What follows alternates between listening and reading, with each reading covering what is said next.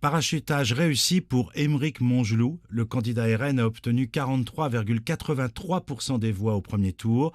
En deuxième place, le député sortant Christophe Plassard du parti Horizon avec 32,75% des suffrages. Il pourrait bénéficier du report des voix des électeurs d'Anne Brachet. Qualifiée pour le second tour, la candidate du nouveau Front populaire s'est désistée pour faire barrage au RN. Pour ce dernier débat, c'est donc un duel qui est proposé dimanche aux électeurs de la 5e circonscription de Charente-Maritime.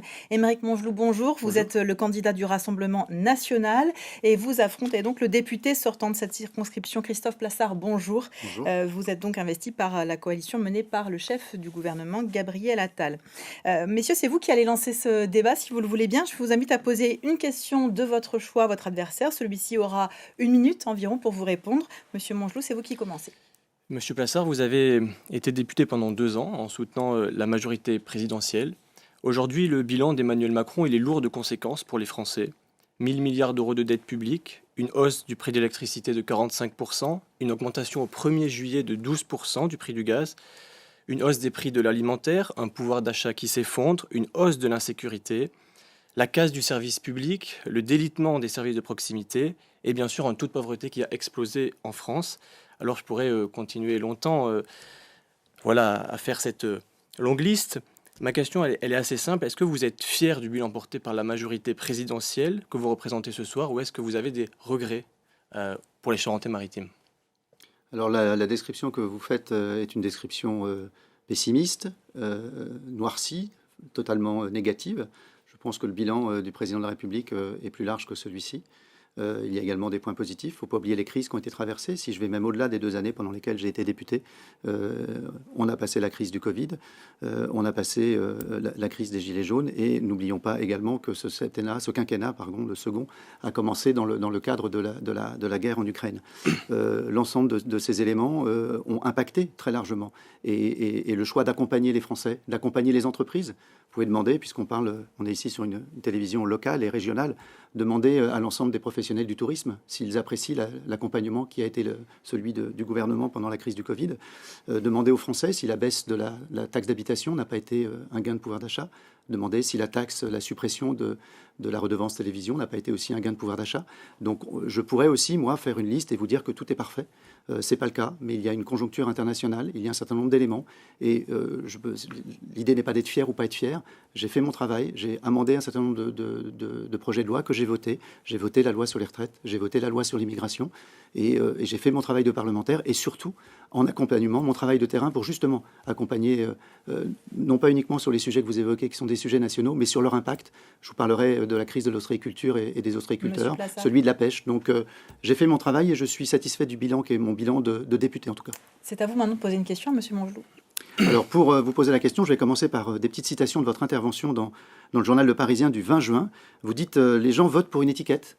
Vous dites nous sommes des soldats, on obéit. Vous dites également que vous emménagerez dans la circonscription et vous dites enfin que vous comptez aimer la Charente-Maritime. Donc ma question elle est simple, c'est où ? Où habitez-vous ? Où votez-vous ? Où vous situez-vous également politiquement ? Puisque dans ce que j'ai pu lire, puisqu'on se rencontre pour la première fois finalement aujourd'hui, dans ce que j'ai pu lire, vous dites accompagner Marine Le Pen depuis vos 18 ans. Or, aux dernières élections européennes, vous étiez sur la liste de Florian Philippot et vous preniez le Frexit et la sortie de l'Europe. Donc ma question est simple, où ? Alors, il y a plusieurs inexactitudes. Aux dernières élections européennes, j'étais sur la liste de Jordan Bardella, qui m'a fait cet honneur en 71e position. Ensuite, je pense que vous voulez m'amener sur le terrain du parachutage. Je ne suis pas parachuté, on n'est pas parachuté quand on habite à 30 minutes d'une circonscription. J'habite Angoulême, je vote Angoulême, et parce que pour des raisons professionnelles et familiales, je suis domicilié à Angoulême. Ensuite, vous dites je compte aimer la Charente-Maritime. Oui, je compte aimer la Charente-Maritime comme j'ai aimé la Charente, tout simplement parce que j'aime les Charentais, j'aime les Charentais-Maritimes. J'ai été assistant parlementaire pendant 2 ans de Caroline Colombier, et pendant 2 ans, on a fait du terrain, un peu en somme comme vous le dites. Mais je pense que au-delà, les gens, oui, votent pour une étiquette. Et peut-être que la différence entre vous et moi, c'est que si demain, dimanche, les Charentais-Maritimes m'élisent comme député de la 5e circonscription de Charente-Maritime, eh bien, je pourrais donner la confiance à Jordan Bardella, voter la confiance pour qu'il devienne Premier ministre.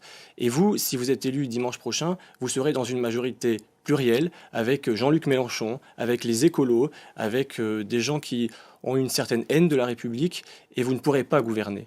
Donc voilà, il est mieux pour les Charentais-Maritimes d'avoir dimanche prochain un député du Rassemblement national supplémentaire qu'un député de la majorité présidentielle. On va rentrer dans le vif du débat avec un certain nombre d'enjeux qui intéressent vos électeurs. D'abord la question du pouvoir d'achat, la hausse des factures d'électricité, de gaz, le prix des carburants, l'alimentation, la difficulté à contracter un prêt pour acheter un logement. Les Français sont au moins d'accord sur une chose, ces 3 dernières années ont été rudes pour leur pouvoir d'achat, malgré des augmentations de salaire dans de nombreuses branches professionnelles. Christophe Plassard, sur votre profession de foi, je n'ai pas lu d'engagement concernant le pouvoir d'achat. Ça veut dire que ça ne vous préoccupe pas plus que cela ? Non, c'est pas du tout cela. Ma profession de foi était très orientée sur des sujets locaux.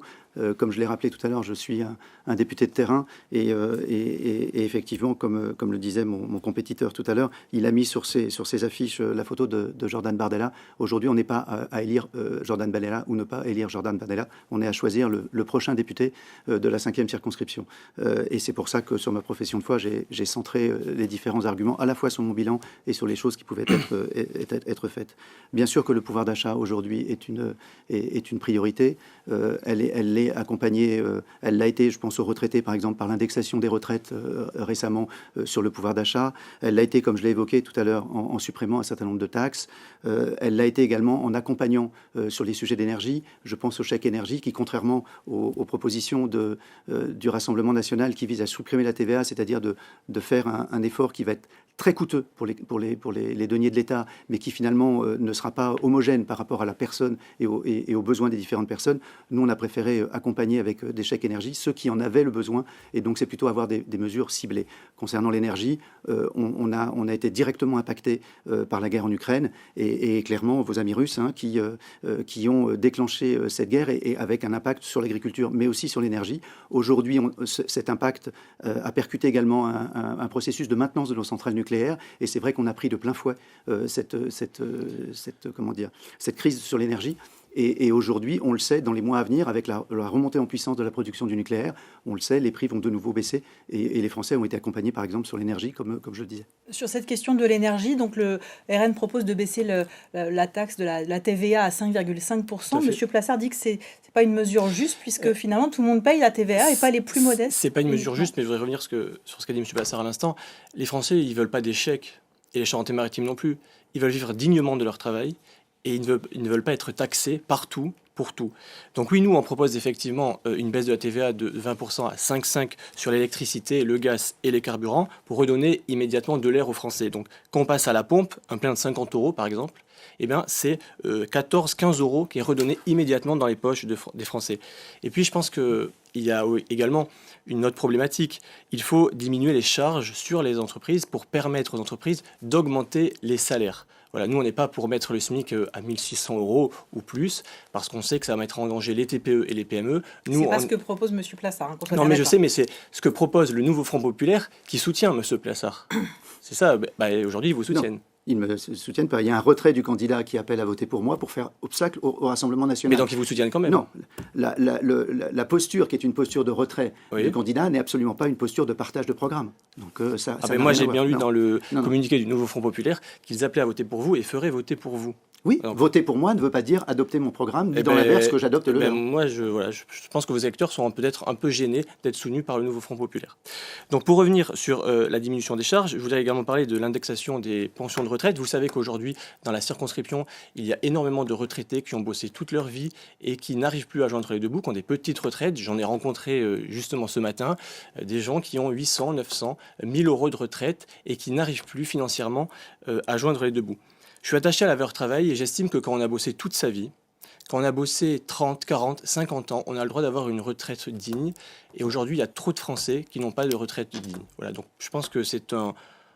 On ne partagera peut-être pas cette idée, mais je pense que les Français doivent vivre d'une retraite digne. En parlant de pouvoir d'achat, je voudrais quand même avoir quelques précisions sur la taxation des successions. Vous avez l'un et l'autre des propositions à ce sujet, la transmission du patrimoine. Que propose le votre parti ou une Moi, coalition? je veux revenir quand même sur ce qui a été dit, parce que gagner de l'argent sur un plein d'essence et puis gagner de l'argent sur les taxes que vous voulez supprimer, c'est aussi retirer du budget de l'État. Et le budget de l'État, c'est aussi ce qui finance l'ensemble du modèle social français. Donc on ne peut pas supprimer des recettes de l'État et puis ensuite dire les retraites ne sont pas assez élevées. Oui, mais vous les financez comment si à chaque fois que vous faites des mesures, ces mesures ont un coût pour l'État. Elles ont été chiffrées, on le sait, à 100 milliards d'euros. Donc il faut aussi être réaliste et ne pas raser gratis et faire des propositions qu'on n'est pas capable de tenir. On rasera pas gratis. Voilà. Un mot sur les successions. Alors sur les successions, il y avait une promesse qui était faite d'alléger les successions, puisque moi je suis pour dans la mesure où ce qui avait été déterminé, c'était passer de 10 ans à 15 ans en modifiant les seuils, compte tenu des périodes d'inflation que l'on a vécues, à modifier un petit peu l'avantage que cela avait. Et puis aujourd'hui, on voit très bien dans les successions, c'est aussi une façon de transmettre le patrimoine aux générations qui en ont besoin, à ceux qui sont actifs, aux trentenaires, qui sont parfois des primo-accédants.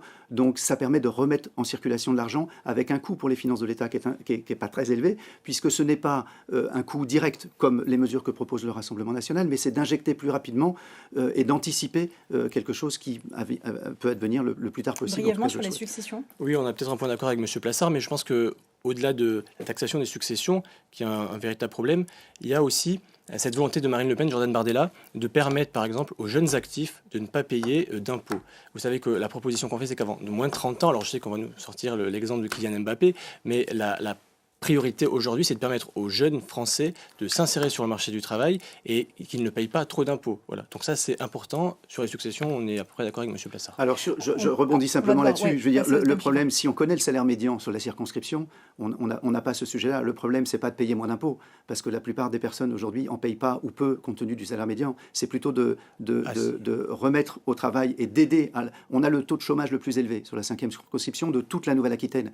Aujourd'hui, on est territoire test sur le Pays royannais pour appliquer la nouvelle formulation du RSA et pour remettre au travail et accompagner dans le travail. Et la meilleure façon de donner du pouvoir d'achat, c'est d'accompagner les gens vers le travail. On va parler de l'emploi et en particulier de la pêche artisanale qui fait vivre des milliers de personnes dans notre circonscription. Un emploi en mer, c'est 3 emplois sur terre. Aujourd'hui, c'est une profession qui est inquiète. En début d'année, on a eu 1 mois d'interdiction de pêche pour éviter la capture accidentelle de débats. Aymeric Mongeloux, est-ce que vous avez pu rencontrer des pêcheurs dans votre circonscription depuis que vous êtes arrivé ? Évidemment, au port de la Cotinière. Et je dois dire que le secteur de la pêche aujourd'hui, il est en très grande difficulté.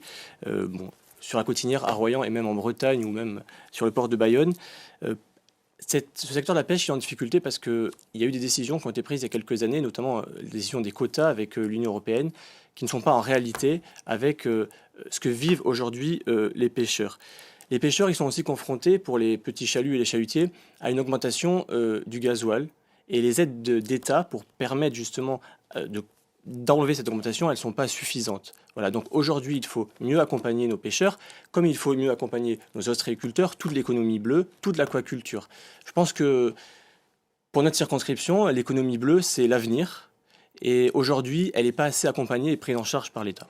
C'est peut-être un engagement accompagné, prise en charge par l'État, c'est donc encore des dépenses de l'État, mais je trouve que c'est quand même, quand on connaît les difficultés financières qui sont celles qu'on évoquait tout à l'heure, dire que les pêcheurs n'ont pas été assez aidés, c'est 57 millions d'euros d'aide carburant pour les pêcheurs. Cette aide devait prendre fin au 30 juin. Elle a été à chaque fois reportée pour accompagner justement les pêcheurs. Et de la même façon, on aura un point de désaccord, c'est notamment sur le mix énergétique. Je sais qu'on n'en parlera pas ce soir, mais le mix énergétique, le mix énergétique, exactement, permettra à travers le parc éolien de déclencher environ 450 millions d'aides, puisque les parcs éoliens, et je suis ravi d'avoir réussi à faire éloigner celui d'Oléron à 40 km versus ce qui était prévu dans la première version. Mais qui suscite encore une certaine méfiance de la part des Oléronais. Pas tant que ça. Regardez, faites le tour. Les pêcheurs aujourd'hui ont une inquiétude pour le parc éolien. Est-ce qu'ils vont pouvoir pêcher dans le parc ? Chaque éolienne sera distante de 1 km. La flotte de pêcheurs, ce sont plutôt des petits bateaux, 10 mètres, 12 mètres, 14 mètres, et la pêche ne sera pas interdite dans le parc. Voire même, on a quelques expériences aujourd'hui dans les pays du Nord, les fondations peuvent permettre d'agglomérer de la biodiversité, et on l'a vu comme on le voit sur les piles du pont de l'île d'Oléron, par exemple, ou des tests qu'on a fait sur des récifs artificiels, de la biodiversité se développer. Donc aujourd'hui, je ne vois pas un front massif et complet complet. Oui, il y a des recours. Le dernier a été d'ailleurs rejeté. Donc il y a aussi des discussions. Et ce parc éolien, si on prend celui de l'île d'Oléron, va générer énormément de revenus. Ces revenus vont aussi être redistribués. Et là, il y a un combat à mener pour que cette redistribution, puisqu'on est plus loin que la réglementation actuelle, permette, par exemple, de financer la SNSM, par exemple, d'accompagner les pêcheurs, et par exemple, d'accompagner les pêcheurs dans la transition énergétique, la modification de leur motorisation. Et justement, là, on réglera le problème qui est à la source, qui est effectivement le coût en carburant pour les pêcheurs. Sur le parc éolien, moi, je suis totalement opposé à ce parc éolien, qu'il soit à 45 km du trait de côte ou à 40. Voilà, je suis absolument Donc vous imposerez un moratoire si vous êtes élu député. Un moratoire, et je peux vous dire que je me moratoire battrai pour que ce parc éolien en mer n'ait pas lieu. Et je peux vous dire que si Jordan Bardella est élu Premier ministre, s'il est nommé Premier ministre, je peux vous dire, pardon, est nommé ça. On n'est pas élu Premier ministre. S'il est nommé Premier ministre, je peux vous dire qu'il mettra fin à ces éoliennes en mer. Mais ça veut dire que vous ne vous souciez pas de la transition écologique et si, je me des soucie de la transition renouvelables. écologique, mais je regrette néanmoins que le président de la République, Emmanuel Macron, n'ait pas fait davantage pour le nucléaire. Voilà, la réalité c'est ça aujourd'hui, c'est que les éoliennes ça ne marche pas. Je peux avoir l'expérience de la 3e circonscription de Charente, on a 200 éoliennes. Quand M. Blassard dit que ça va apporter de la biodiversité au fond marin, je rigole. Parce que la seule biodiversité que ça apporte, les éoliennes... Il ne vous a pas échappé qu'il n'y a pas de mer en Charente. Moi, je vous compare avec les parcs qu'il y a dans le sud, dans le nord de l'Europe, qui sont des parcs éoliens en pleine mer. Je suis d'accord, mais les éoliennes en mer, elles détruiront la biodiversité en mer comme elles la détruisent sur Terre. Vous avez des fondations en béton. Moi, je peux vous dire que ça fait absolument aucune biodiversité et que quand on voit des éoliennes en Charente sur Terre, à part tuer des oiseaux, défenseur de la biodiversité, franchement, c'est quand même assez étonnant. Voilà pour ce thème de la pêche. On va s'intéresser maintenant au logement. Je sais que les thèmes s'enchaînent assez rapidement. Votre circonscription est particulièrement concernée par la pression immobilière, surtout sur le littoral. De nombreux logements sont loués à titre de meublé touristique, notamment sur la plateforme Airbnb qu'on connaît bien. Et du coup, il y a peu de logements disponibles pour la location dit classique de longue durée. Une des conséquences, il est difficile parfois pour des entreprises de faire venir de nouvelles recrues, ce qui n'est pas sans problème pour l'attractivité du territoire. Christophe Plassard, sur cette loi anti-Airbnb qui aurait pu être promulguée s'il n'y avait pas eu de dissolution, est-ce qu'elle était parfaite selon vous ? Aucune loi n'est parfaite, et c'est pour ça d'ailleurs qu'elle passe par le Sénat et l'Assemblée nationale pour être travaillée. Là, on était arrivé à la validation dans les deux chambres et la commission mixte paritaire à laquelle je devais d'ailleurs participer, puisque je me suis investi sur ce texte, et bien que je sois à la commission des finances, j'ai ce qu'on appelle switché, j'ai changé de commission pour participer activement à la rédaction. Vous l'avez suivi de près. Est-ce que vous pourriez redire en quelques mots ce que ça aurait permis ou empêché? En gros, c'est de dire qu'aujourd'hui, il est hors de question d'empêcher quelqu'un qui a son logement de louer une partie de l'année, ou quelqu'un qui a sa résidence secondaire de louer quelques semaines pour arrondir ses fins de mois, pour payer ses charges, pour rentabiliser son patrimoine. Ça, c'est pas un sujet. Le sujet, c'est la cannibalisation de logements qui aujourd'hui sont achetés à vocation de logements. C'est des investisseurs qui achètent plusieurs logements. Voilà. À Dieppe, on a fait la mesure, parce que le RN nous disait qu'on allait spolier les petits propriétaires. À Dieppe, par exemple, on a fait la mesure. C'est en moyenne 6 logements par propriétaire. Donc on est très très très loin du petit propriétaire. Le plafond aujourd'hui, c'est une loi de 74 avec 150 000 euros défiscalisés à 70%. Donc je ne pense pas qu'on puisse qualifier de petit propriétaire quelqu'un qui a 150 000 euros de revenus locatifs. Donc l'idée, c'est de remettre à l'ordre du jour cette loi qui était de 74, qui est donc forcément obsolète, pour donc permettre... diminuer cette niche fiscale. Alors diminuer cette niche fiscale, par exemple, autre exemple, aujourd'hui, ces logements ne sont pas soumis au diagnostic énergétique. Donc quelqu'un qui ne veut pas rénover son logement, lorsqu'il arrive en fin de bail, s'il ne le provoque pas, cette fin de bail, lorsqu'il arrive en fin de bail, plutôt que de faire les travaux de rénovation, on va le mettre sur le parc du logement courte durée. Donc, contraindre ce parc courte durée aux mêmes réglementations énergétiques que le parc longue durée a pour vocation d'éviter cette évaporation. Voilà, il y a plein d'autres mesures, et également donner des mesures à la main des maires, parce que moi, un de mes leitmotifs, c'est d'accompagner, par les différentes lois que je peux voter, les maires et les élus locaux pour pouvoir prendre des décisions dans leur ville, parce que les problèmes du Pays Basque ne sont pas ceux de l'île d'Oléron ni ceux de Paris. Sur cette loi anti-Airbnb, si jamais elle revient sur les bancs de l'Assemblée nationale et que vous êtes élu député, est-ce que vous la voterez? Oui, parce que je crois qu'elle fait consensus aujourd'hui à travers... Vous ne l'avez pas votée à l'Assemblée, c'est rigolo. Elle fait consensus aujourd'hui à travers tout l'électorat, parce que vous avez 24 communes en zone tendue sur 74, notamment sur le littoral, et je pense qu'on ne peut pas se permettre d'avoir... Quand vous avez des gens qui ne peuvent pas se loger, on ne peut pas se permettre d'avoir des dizaines de maisons occupées à l'année, seulement 15 jours. Et on ne peut pas avoir des gens qui, comme vous l'avez dit, cannibalisent. On va parler d'Airbnb, évidemment, mais ça a aussi un impact sur les professionnels du tourisme. Aujourd'hui, vous avez ça pullule, donc vous avez des petites locations de courte durée qui pullulent, mais ça a aussi un impact sur les professionnels du tourisme, parce qu'évidemment, ça crée une concurrence déloyale. Donc je pense qu'évidemment, il faut continuer le travail qui est mis en place sur les abattements fiscaux. Je pense qu'il faut peut-être réfléchir à taxer les résidences secondaires. Voilà, je pense que c'est quelque chose qui doit être fait. Aujourd'hui, on ne peut pas avoir des fils et des petits-fils de marins-pêcheurs ou des étudiants qui veulent s'installer, par exemple, voilà, à Royan, à Vaux-sur-Mer, sur l'île d'Oléron, et qui sont confrontés en fait à une augmentation des loyers et qui sont aussi On confrontés. pourrait aussi envisager de construire plus. Oui, non, parce qu'il y avait zéro artificialisation, ça va être compliqué. Alors, il y a plein d'autres leviers. C'est vrai qu'on ne va pas pouvoir balayer Oui, l'ensemble mais après, on va pas pouvoir balayer l'ensemble du logement. Enfin, j'apprécie que mon concurrent qui change de département pour être élu, qui change de parti politique entre deux élections et qui change aussi d'avis sur une loi qui n'a pas été votée par les députés du Rassemblement national et cette capacité à passer du blanc au gris en permanence.